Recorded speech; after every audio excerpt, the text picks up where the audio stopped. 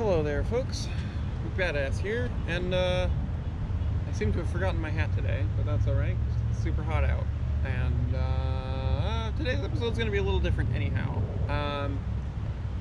Based on some suggestions I've gotten recently from some associates of mine, they've been pointing out the fact that a lot of the content that I've been making for the channel thus far is really geared towards the competitive community, which I'm obviously a big fan of, and that's a big part of why I play the game. However, it's not necessarily approachable to, say, new players or casual players who maybe don't have that level of experience and aren't interested in being a part of the competitive scene.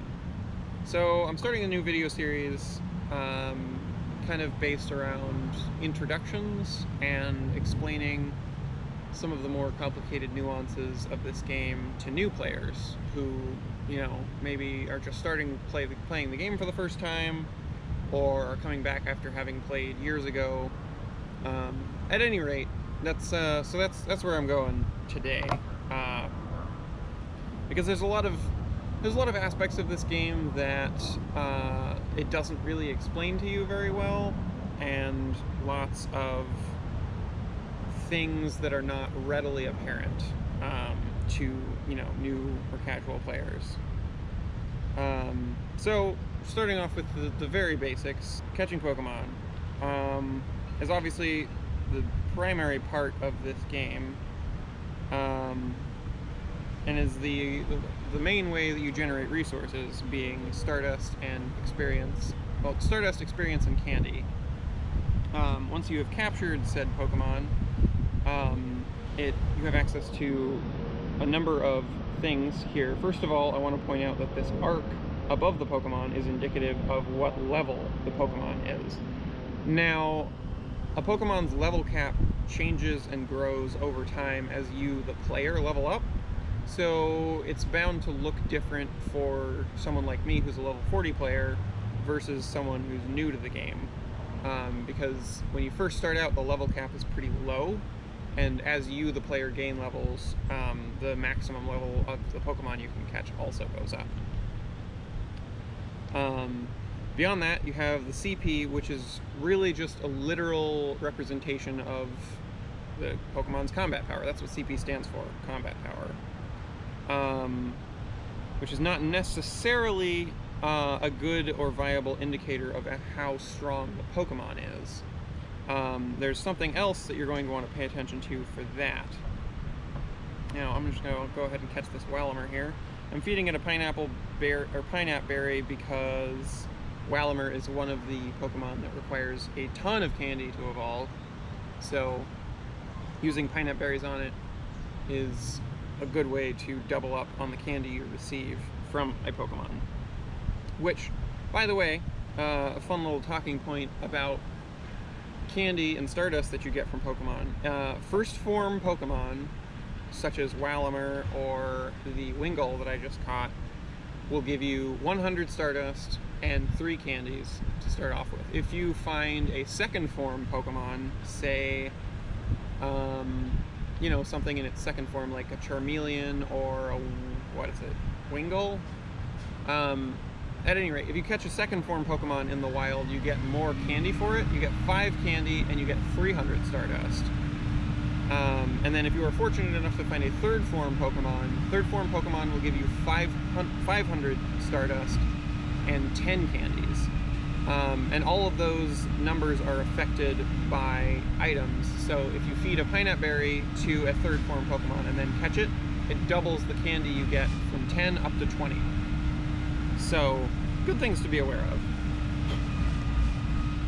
Now that I've caught this Walamer, I'm going to go to the appraisal screen, which has been recently updated here and is much more easy to understand. And so it brings up this stat sheet here so you can see how strong your Pokemon is.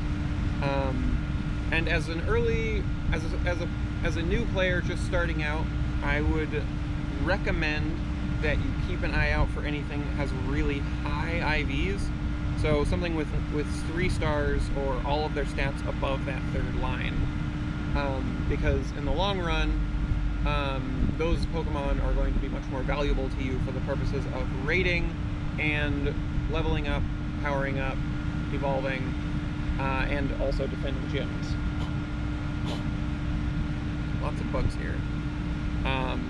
I just so happen to have better Walmer available to me than this one, so I'm going to go ahead and transfer this one. I don't want to worry about investing in it currently. So anyhow, going in here and looking at, this is an example of a really high IV Pokemon. You'll see that it's only missing probably 2 points in attack there, so it's a nearly perfect Pokemon. This is definitely something you would want to keep an eye out for as far as good statted Pokemon goes.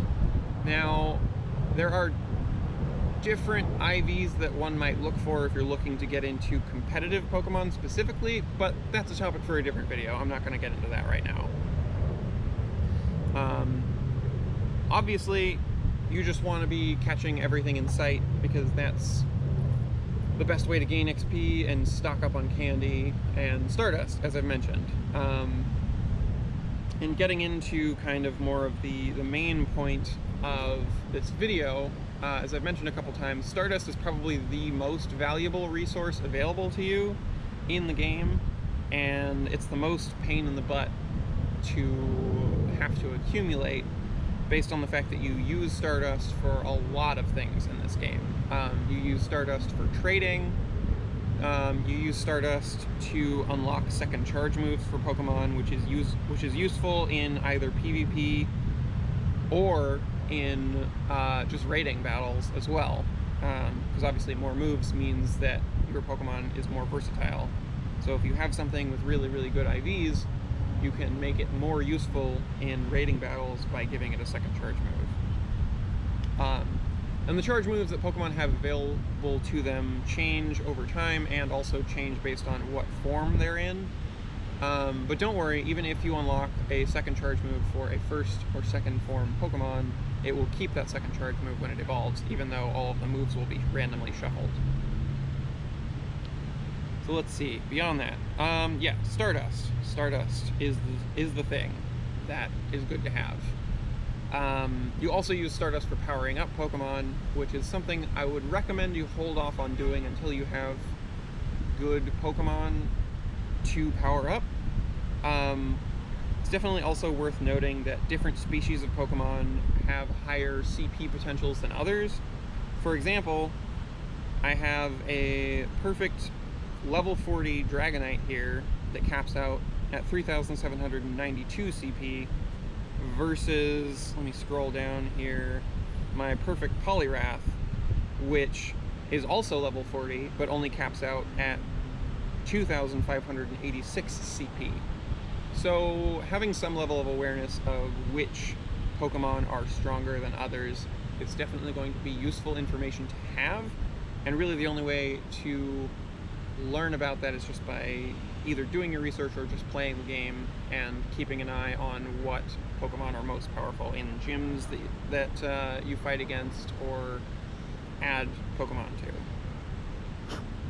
to. Lots of bugs in this park. Anyway, so moving on to generating Stardust. There's a lot of ways to generate Stardust that are not readily apparent. As I've mentioned already, obviously, you can generate Stardust just by catching Pokemon, but that's not the only way you can do it. Now, I'm going to go ahead and pop a star piece, which increases the amount of Stardust you generate by 50% for 30 minutes, which is nice, but you don't have to have one in order to do these tricks I'm about to show you. So one of the things that not everybody realizes is that you get Stardust from opening gifts, and if you have a star piece going, the amount of Stardust you get out of said gifts increases. So I'm going to go through and take advantage of the fact that there is the gift event going on right now, so I can open way more gifts than I would ordinarily be able to, and I didn't get any Stardust out of that gift, but that's okay. Increasing friendship levels with people is also good, and a good way to gain XP, which is something I'll talk about in a different video. Not really worried about XP, because in my opinion, I feel like in the long run, Stardust is a much more valuable resource than EXP. Not to say that experience isn't useful, because obviously the higher level you get to be as a player, the stronger your Pokemon can be. So it is important. I just think Stardust is going to be more valuable to you pretty much at all points in time. And it's pretty easy to gain XP if you're an active player. Something else worth mentioning that I did not manage to capture today because I saw Skarmory, wanted candy, and became impatient, is the fact that you can also get a pretty significant amount of Stardust from your first catch of the day. For days 1 through 6, it's just like a bonus 500 Stardust or something like that, so it's not a super huge deal for trying to catch with a Star Piece. However, once you get to the point of having your 7th day in a row catch streak, the dump of Stardust you get for that is pretty significant. Like, I think it's up above 3,000 Stardust or something like that. So having a Star Piece going for that is definitely recommended, because that bumps it up to nearly 5,000 Stardust for a single catch. So that's another thing to keep in mind. Really what you're going for here is you want to combine as many of these different elements together into one, Star Piece run, trying to fit as many of them as you can within a half-an-hour period. I don't feel like I did a super great job of it today, because I missed coordinating to try to have a bunch of eggs hatch all at the same time, and I also missed my catch of the day. But it also wasn't my 7th day streak, so not a super huge deal. But still, something to keep in mind. Alright, now that I've opened pretty much all of my gifts, time to move on, talking about some other things. You may have noticed that when I go about catching a Pokemon, I like to throw curveballs. And there is, aside from the obvious, flair aspect of it, there's actually a reason why I prefer throwing curveballs, because it does actually affect the game to a minor degree. On one hand, it gives you a little bit of bonus experience for having thrown a curveball at all, but it also does increase your chances of catching the Pokemon. Beyond that, aim definitely comes into it. If you manage to hit inside the colored circle, that increases your odds of catching the Pokemon and also gives you bonus experience.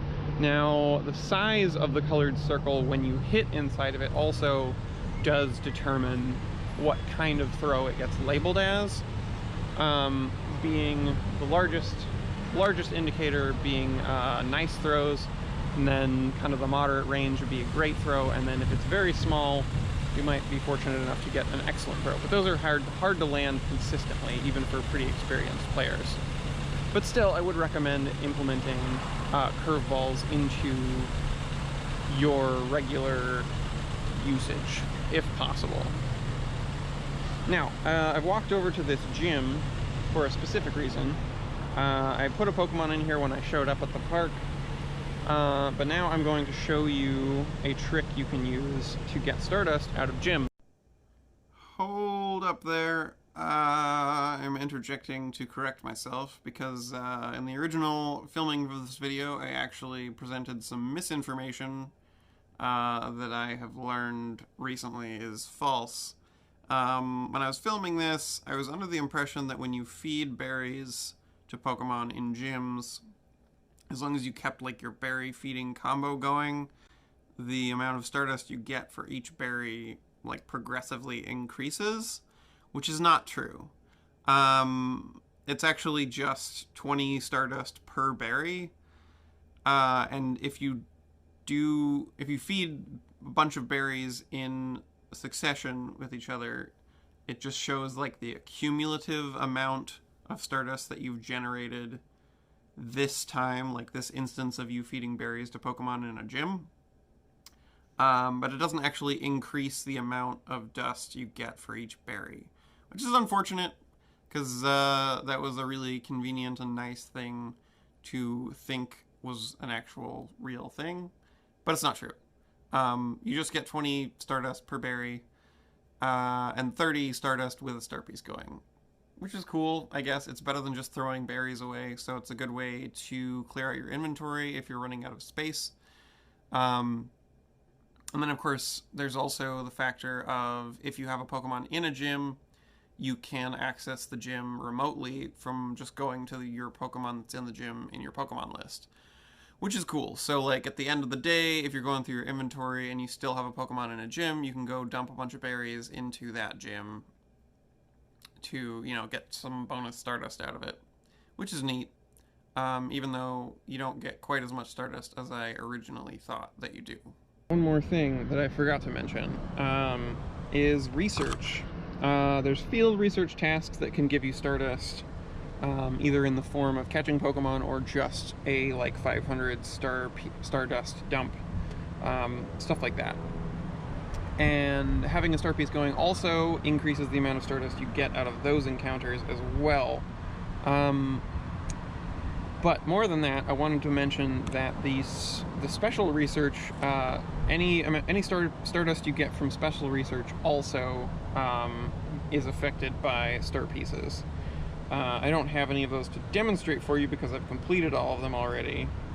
However, it is definitely worth noting that the Jumpstart research that they introduced this summer specifically for new players gives out a lot of Stardust. I think it's 15,000 at a time, and if you have a star piece going for that, that bumps it up to 22,000 or something like that.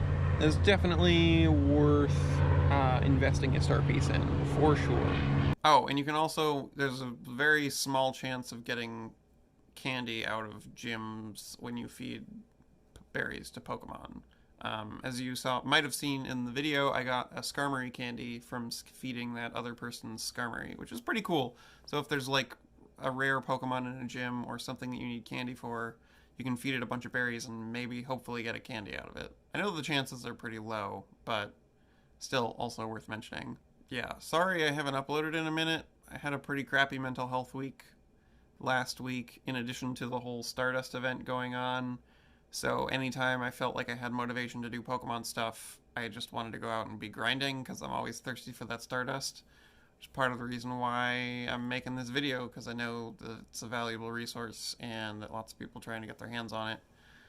But just generally speaking, if you're using a star piece, probably be in a really high spawn area so you can be catching lots of Pokemon while that's going on. Oh yeah, hatching eggs is good. The longer the walk distance on the egg, the more Stardust you get out of it. So obviously 10k eggs are the biggest dump of Stardust. And after that, it's 7k, then 5k, then 2k. So yeah, if you have extra incubators, it's probably a good idea to synchronize those up and pop a star piece when they all hatch at the same time. But that's some next level, pro tip stuff that I didn't even manage to pull off for this video because I'm a scrub, I guess. Anyway, I think that's all I got for you. I'm going to let myself from 2 weeks ago wrap up this video. Thanks for tuning in. You guys are awesome. I'll see you around.